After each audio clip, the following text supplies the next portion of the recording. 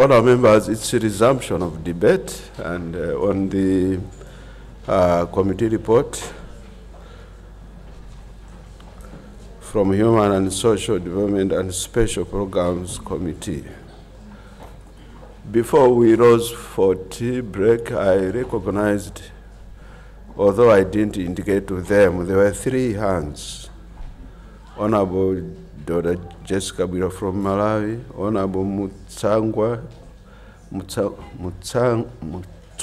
from Zimbabwe, and Honorable Kainga from Malawi. Can they take the floor in that order, starting with Honorable Kabwira? Thank you. There were concerns that maybe the model law needed to be seen what kind of impact it has.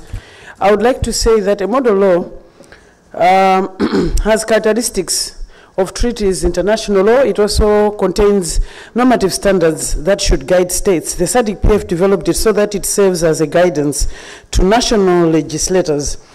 Now, so many countries can cite, and I wanted to give an example of Malawi. We've just had 2 gender bills that are now acts go through. And as we were developing them, I must say we did refer to the model law. It helped a lot in terms of not only sensitizing people, but in the lobbying missions and all that. Now, it is very difficult to tell how many countries per se have used it. But at the time of the development of the model law, there was a spate of bad laws, especially out of West Africa, that were influencing SADC countries.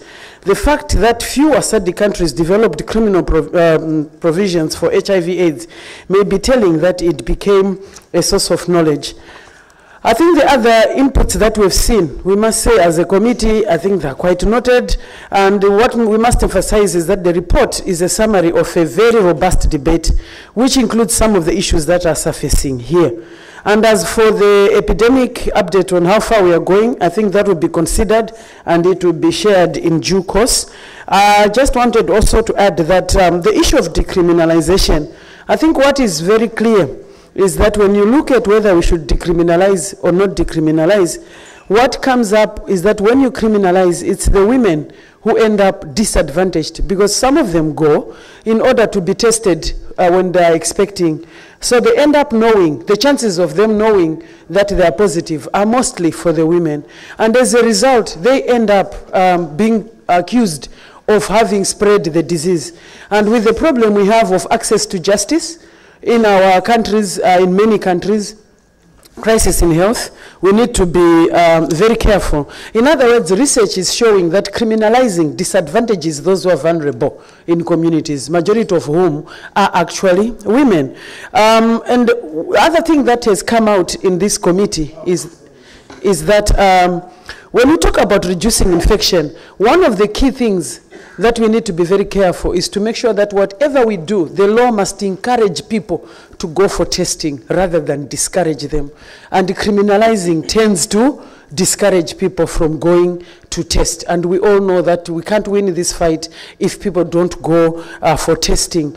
On that token, it also brings us to the issue of the fact that if we don't engage every group of the society, we have no chance of fighting this disease. And that includes the LGBTI group, an issue that has been quite a problem. In other words, one of the things we need to look at in this discourse is the moralization debate rather than what do we do. The issue of we can't talk to these people because they probably do something in a way that is different from us. But what we are seeing is that if we are going to fight this disease, we have to transcend our differences and make sure that we are engaging everybody for the sake of treatment. Not that we are endorsing or not endorsing. I think that is not the issue.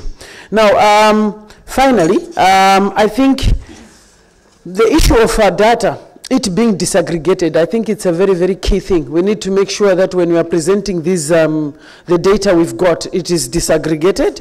And whatever way you look at this issue, I think I'm often astounded by the way we probably underrate the role of patriarchy in whatever it is we are looking at. The issue of male supremacy as a principle and people subscribing to it and thinking it is a norm.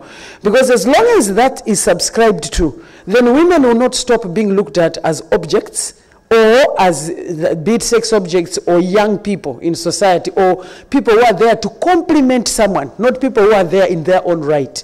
And whether you look at all these issues, be it child marriages, the other, food insecurity, HIV, the reason why it is feminized, at the root of it all is the indigenous and colonial patriarchy that says a woman is a product of, and her job is to make somebody happy, not to be who she is herself. And unless we can get to the root of that, we shall be coming back to this issue day in and day out. We've got to reach a point where we are defining human beings as self-determined people, not as subsets or objects of entertainment of somebody, but as people who are human beings in their own right and can make decisions for the good of themselves and good of those whom they love. Thank you very much. Indeed. Now I recognize Honorable Mutsangwa of Zimbabwe. You have the floor, Honorable. Thank you, Mr. President. I would like also to concur with previous presenters that this report really triggers a lot of thinking, and we can't, as SADC, if we want to move on economically, we can't ignore this campaign to end AIDS. If we do not combat this pandemic, we will definitely lose a lot of our human resources. We have invested a lot of money in training our young people, and you agree with me, Mr. President, that this is a disease which is claiming the ages, that critical age, between 15 and 35.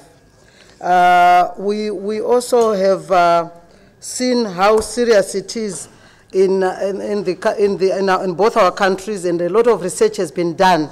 When I looked at this report from pages 3, 4, and 5, it shows we are not serious in one way or the other, because basic survey has been done, and baseline survey has been done, and not much has been done in terms of implementing. There is also quite a number of, we have not, as parliaments, as member parliaments, we have not taken full advantage of the opportunities that are there to make sure that we combat it once and for all. And I urge this House that as we go back in our national parliaments, we do carry out what we would have discussed here to make sure that we get there. When it comes to early child marriages, Mr. President, this is a very volatile thing which is happening in our region. And I urge this House, as members of Parliament, to engage our traditional leaders, to engage our religious sections, because a lot of children who are being married early, it's happening either through religious beliefs. It is also happening through traditional, what we call traditional healers, who go telling people that if you sleep with a young girl, you'll be cured. So in my country, we have actually come up with a stakeholders conference where we bring in all the churches, the leaders of those churches, where we bring in the leaders, traditional healers, where we also bring in the traditional chiefs, because it's about talking about what we used to believe in, which is continuously actually killing our young girls. It's an issue which is also in debate right now in our parliament. And as you know, we just endorsed a new constitution in 2013. And in that constitution, the age of marriage is 18. And the debate which is ongoing now in parliament is to say any man who sleeps with a child or a girl below 18 years should be castrated. We are actually very serious about that. Or vice versa.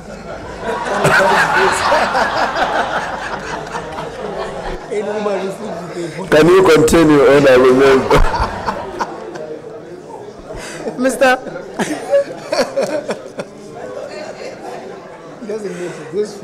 Can we hear her in silence? Silence, please. Mr. President, thank you very much. Actually, if you go, If you go on social media, you find that that has been actually suggested by senators in the Parliament of Zimbabwe, what I'm saying. But it's a motion ongoing. I am saying this because the numbers of children who are being infected of AIDS at a very tender age, when they actually can't consent, at an age where they can't consent to sex, is growing. And we feel that certainly we need to come up with a mandatory punishment. I just wanted to say a little bit about HIV in Zimbabwe, how we have brought the numbers down. A deliberate move was done, targeted interventions have been done. Parliament came up with a statutory body, through a statutory body came through Parliamentary Act, which is called National AIDS Council. And that actually has made every Zimbabwean who works has got to pay a levy tax, AIDS levy tax, which then is used to make sure that everyone, we have about 1.5 million AIDS, people carrying AIDS virus in Zimbabwe. And out of those 1.5 million, 800,000 are already on ARVs. We have actually increased, you know, the CD4 count before was about 200. When it's below 200, then you get on ARVs. Now, actually, anybody below 500 in terms of CD4 count is put on ARVs. The other thing is also we have taken out the stigma, because in one way, one or the other, each and every Zimbabwean has lost a friend, a family member through AIDS. So this stigma, I'm glad to say, it's actually nothing. You can walk in a hospital and be told that you're AIDS positive. Actually, what is more scary in Zimbabwe now is to be told that you have got cancer. You know that if you're told you're AIDS positive, you can go in ARVs. It's important to have the information. Once you have the information, you can then prevent it. I thank you, Mr. President. Thank you indeed. Before I recognize Honorable Kabwira, the chair continues to be reminded that the honor members should mention their names before they take the floor. I think it's for verbatim purposes. So can we, before we take our floor, mention our names? Then we continue with the debate. I recognize Honorable Kainga from Malawi. You have the floor. Thank you very much, Mr. President. My name is Honorable Patricia Kainga from Malawi Parliament. I just want to thank the people who did a very good job in coming up with the report. It has been a very comprehensive report indeed. I'm looking at the point whereby the issue of women and girls are vulnerable, especially when it comes to the issue of HIV and AIDS vis-a-vis early marriages. If we look closely into this issue, we can see the issue of divorce taking part, contributing to our women and girls being vulnerable. I think it's high time that we have to specify and talk to our men that they have to be responsible enough, because the problem is when these men leave their wives while the wife has got 6 or 5 children, it's very difficult for the wife to take care of the children. And in this case, if the girls are part of the children, then the woman who's not empowered at that particular time, she's very tempted to give out the girls to these men who pose to be well-to-do by that time.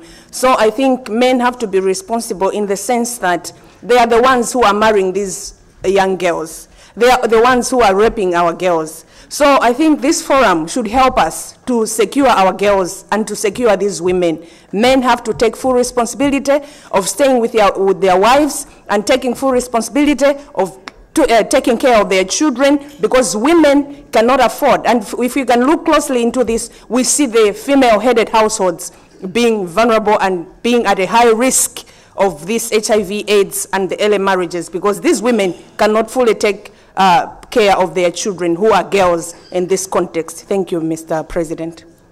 Thank you indeed. This thing about men raping girls, I think, because I've never heard of a girl raping a man. There's no such a thing. But this is not subject to debate, but I think the men have to be careful. This raping of girls should be discontinued. Now, I recognize another set. That's Botswana. Botswana. Thank you, Mr. President. Lesotho there. I also want to Zimbabwe. In that order, Botswana, you have the floor. Please, let's limit ourselves to 5 minutes. Or less. Thank you. You have the floor. You guys are making noise. Can we hear her in silence? Given the Silence, please. Order. Order. I've been listening to other people. I want to congratulate the committee. And my comment is just short. It concerns the issue of sex workers and the marital rape. I just want us to debate these issues. First of all, I just want to congratulate South Africa. I don't know any other country in SADC that legalized the intermarriage, men to men, women to women.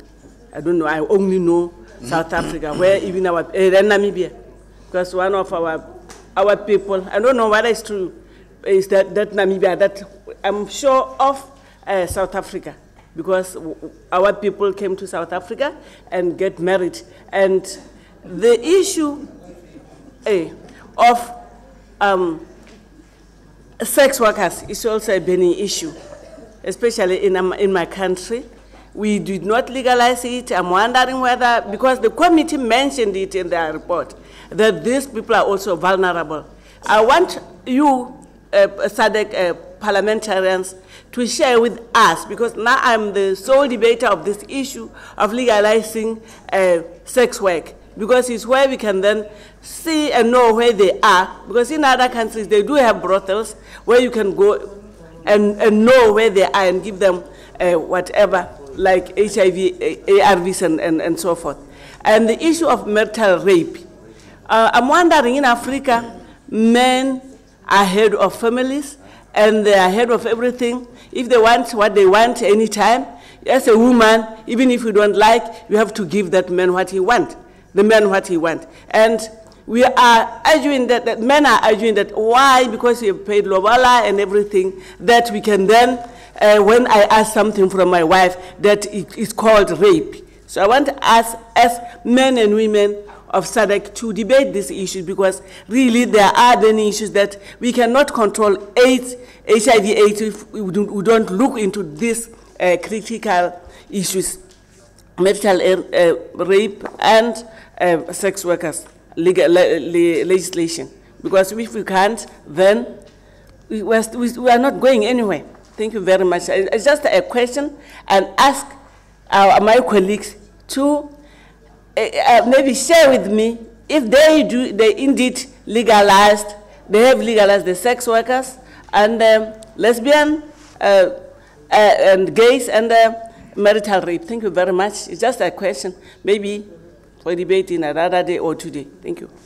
Thank you very much. Indeed, men should debate this thing. The raping thing is not good. You must debate it. Men should debate the causes of raping when you are married. Lesotho, you have the floor.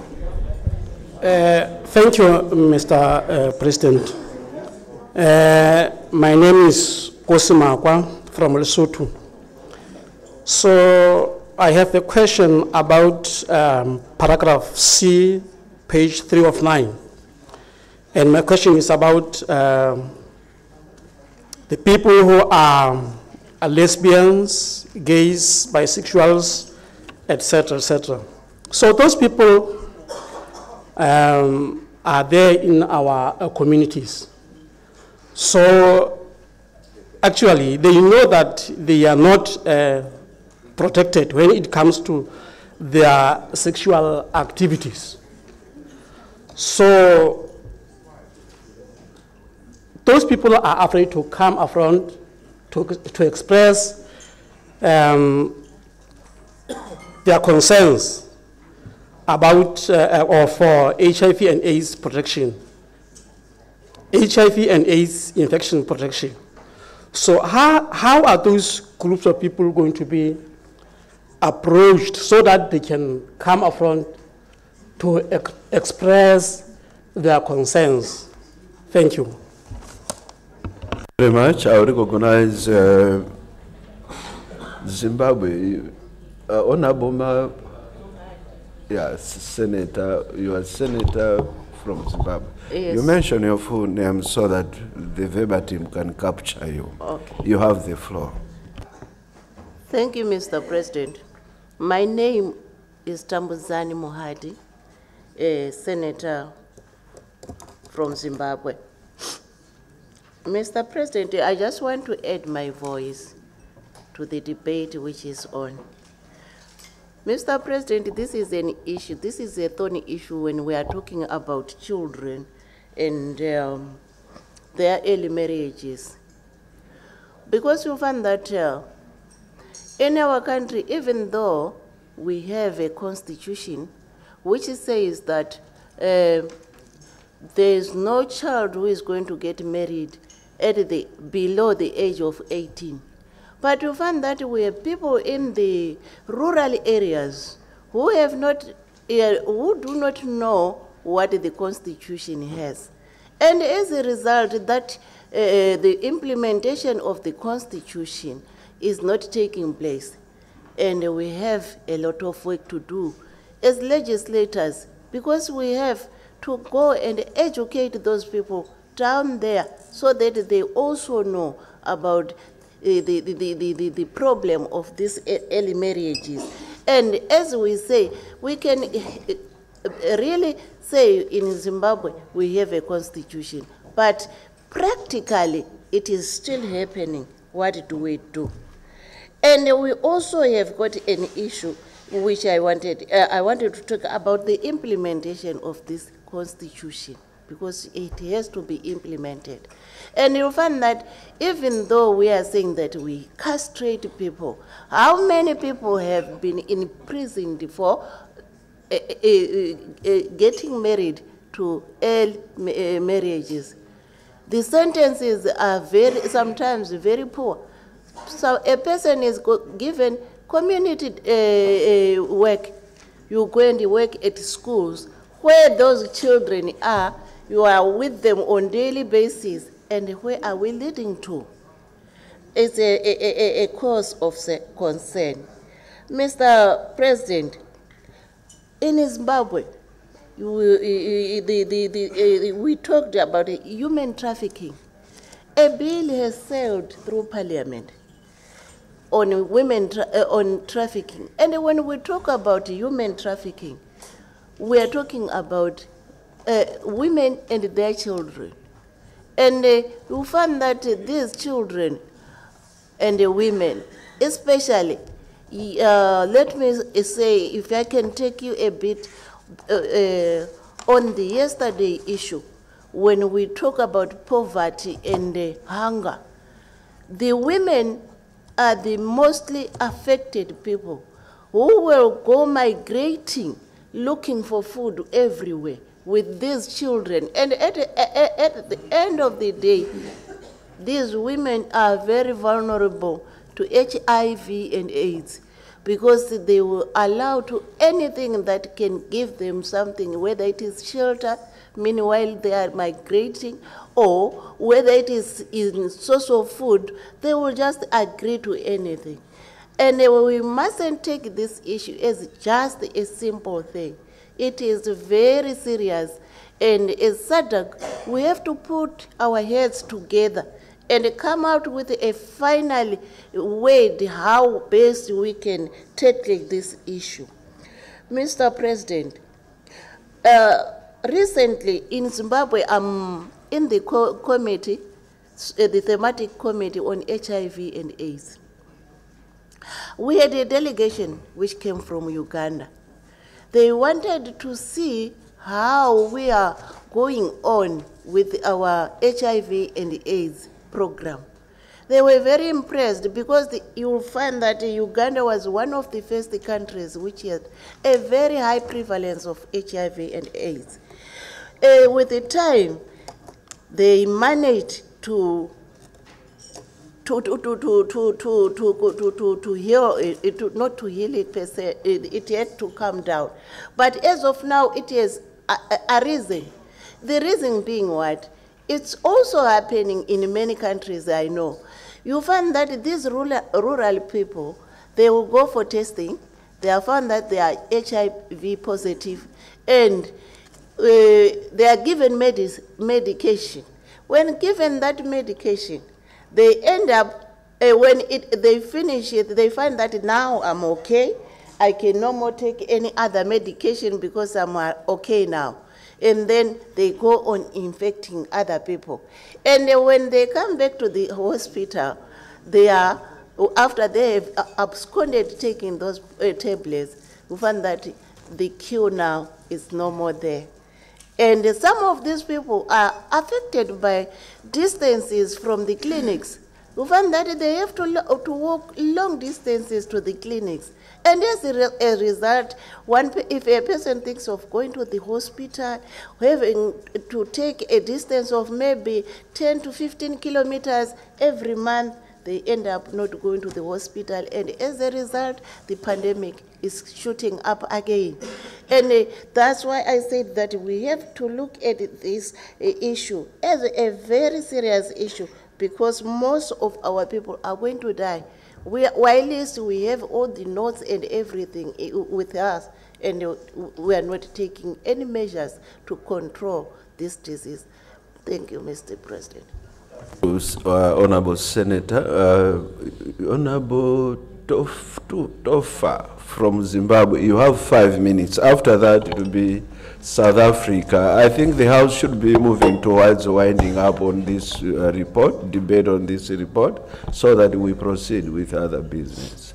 Honorable Tofa, you mention your names, and then you have 5 minutes. Thank you, Mr. President. My name is Jasmine Tofa, Member of Parliament, Zimbabwe, and also a member of the committee. Mr. President, it's the implementation of the activities for HIV are very important in all the SADC countries. As stated by previous speakers, Zimbabwe has done very well when it comes to combating the HIV and HIV scourge because of its involvement of everyone in Zimbabwe in their contribution. And in that way, as much as we may not realize it, it's actually making everybody aware of HIV because they see it on their pay slips and they are contributing to it. Mr. President, the education and awareness is also very important. I remember from a workshop we went to in Johannesburg, it came to light that police officers, service providers, the police officers, nurses, teachers are not aware, and they cannot then impart the knowledge to other people, or they cannot render services properly because they don't understand how to deal with issues. For example, the LGBTIs. With this, I'll speak for myself and a number of members of parliaments that I was seated next to. I could name the one from Zambia when we went to this workshop. When you see or hear about lesbians and gays, and you just think it's their business and you don't want to know about them because it's their lives, and we come from conservative communities. So it was like a culture shock even talking about it. I remember filling in the form, Mr. President, and we had to answer one of the questions, is it okay, is it wrong for men to sleep with men? I actually made a hole in my paper and I said it is wrong, I just said no. And because it's something we are not used to. Are you talking about gay marriage? Yes. Okay. It's gay marriage. It's not men sleeping with men. And men sleeping with men, yeah. Yes. Yeah, gay marriage. Can you continue? Okay. So, and we also learned, we realized that looking at it in the context of not maybe legitimizing it, but maybe treating the HIV and AIDS pandemic, if we don't identify them and know where they are and help them with getting treated,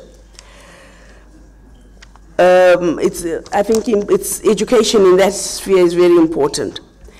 I'll speak to early child marriages. I have an issue with using the word marriage, Mr. President, because in my understanding, this is not a marriage. It's like we are legalizing rape. Because these children are being raped. In most cases, when you find a man marrying a child, it's not because he wants to marry a child, because he's actually raped this child, he's abused this child, he's getting away from being prosecuted, from going to prison. So he will quickly go and negotiate for some kind of a deal so that he gets away from being imprisoned. And then this child is subjected to living in a prison, because this child is then abused and ill-treated. Mr. President, that child also creates a family, and from a very bad foundation, a very faulty foundation. So I think we need, as SADC, to pass a law or whatever it is to make sure that no children are married under the age of 18. It's very, very important and crucial that we do that. We need to criminalize the marriage of girls under the age of 18. Thank you. You are absolutely right, Honourable Member. Actually, some national parliaments have already started passing that kind of law. Malawi is one of them. I will now recognize South Africa.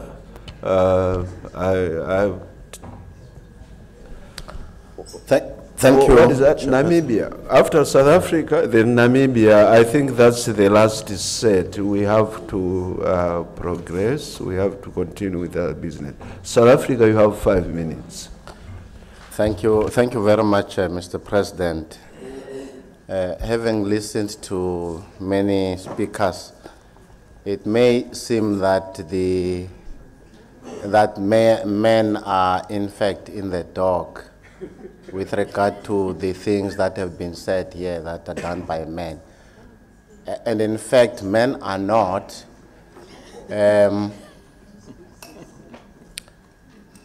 We had fought against slavery, colonialism, and apartheid. And I think all of us, including our female compatriots, must not think that the struggle against,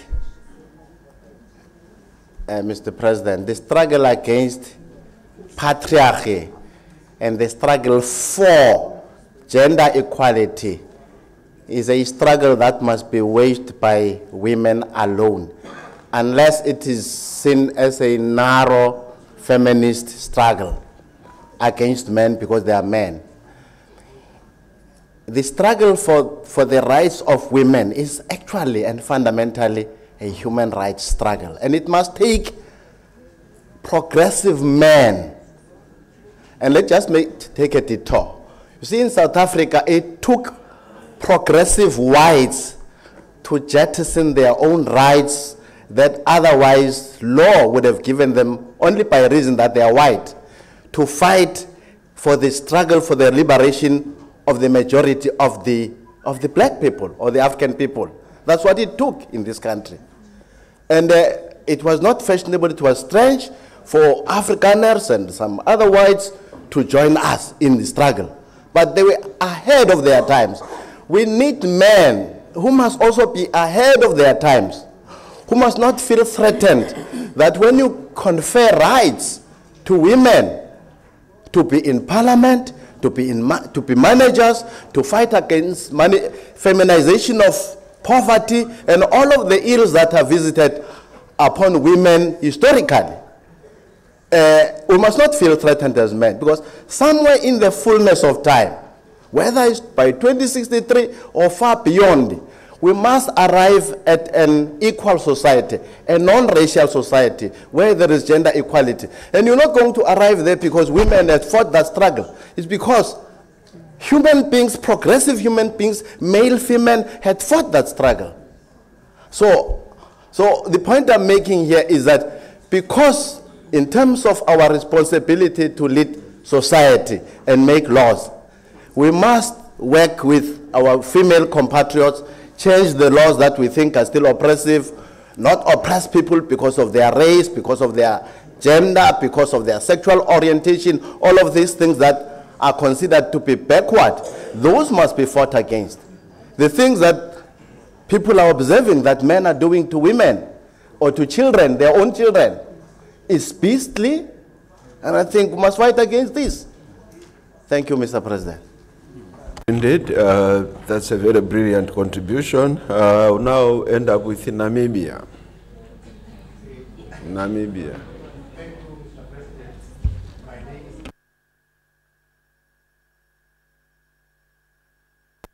Yeah, you introduce yourself and then you proceed. You have 5 minutes. Please. Thank you, Mr. President. My name is Ignatius Nkotongo Shwameni, a parliamentarian from Namibia.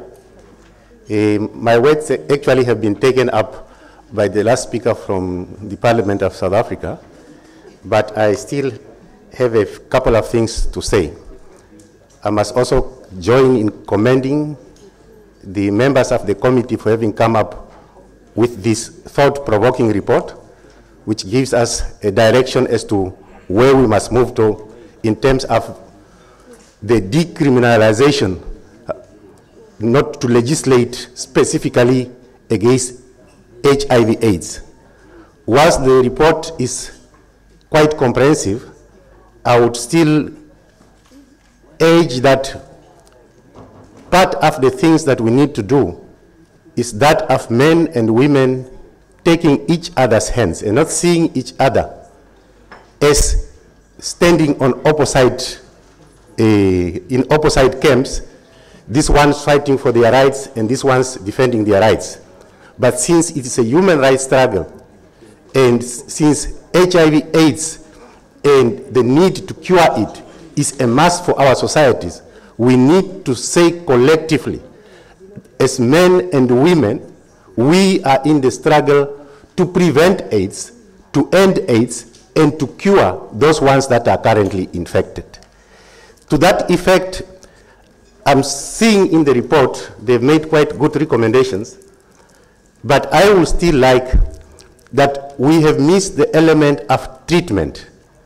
We must move from the point that many people in our societies and in the region are infected already, and these people need treatment.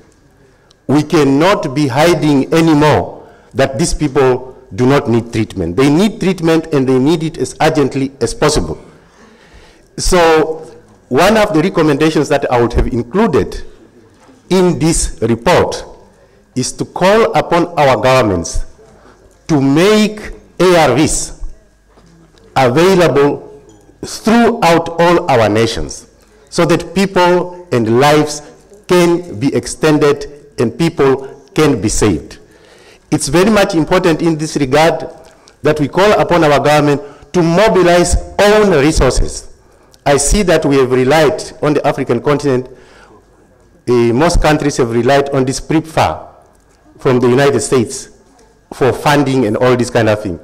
We need, and I really must commend Zimbabwe for the initiative of making people see it on their payslip, like Social Security in Namibia, that people see it on their payslip, that you get deducted every month, you are contributing to the social welfare of the country. So the issue that they put it up on the payslip, that you contribute, whether it's a $10 or $15, I think is commendable for Zimbabwe. We need to mobilize our own resources. We can no longer depend on other countries to come and fight our battles and our struggles around here. We need to mobilize own resources nationally and regionally so that to ensure that our people are taken care of. Thank you, Mr. President. Thank you indeed, Honourable Member. Honourable Members, this marks the end of debate on this particular issue. So I now call upon Honourable Imenda to respond and summarize, then finally move for adoption of this report. Honourable Imenda, you have the floor. Thank you, Mr. President. Mr. President, I'm overwhelmed by the interest that this report has created, and I want to appreciate the various contributions that have been made. Obviously, issues of educating our people around issues of HIV and AIDS prevention are very important, and also the health aspect, availing the treatment, the ARVs and so on, is very pertinent. Mr. President, suffice to just mention that these issues that have been raised by various countries, various contributors, and so on, these issues, they are covered under the 2 projects which are being funded already, and they will be taken on board. We've got issues from SRHR, that the sexual reproductive health rights, and the others that are being funded. Everything will be taken on board. They will be addressed. So suffice to just say, I would like to thank all the members who have contributed, and those who wanted to contribute but maybe felt that we had run out of time, or that their contribution had already been mentioned by somebody. Mr. President, I move that the report be adopted. Thank you. Thank you, Honourable Member. Indeed, the comments made by the House are very enriching indeed to the report. Honourable Members, I put the question that the report of the Standing Committee on Human and Social Development and Special Programs be adopted. Those of that opinion say agreed. Those of the contrary opinion say no. The agreed have it. The report is adopted. Thank you.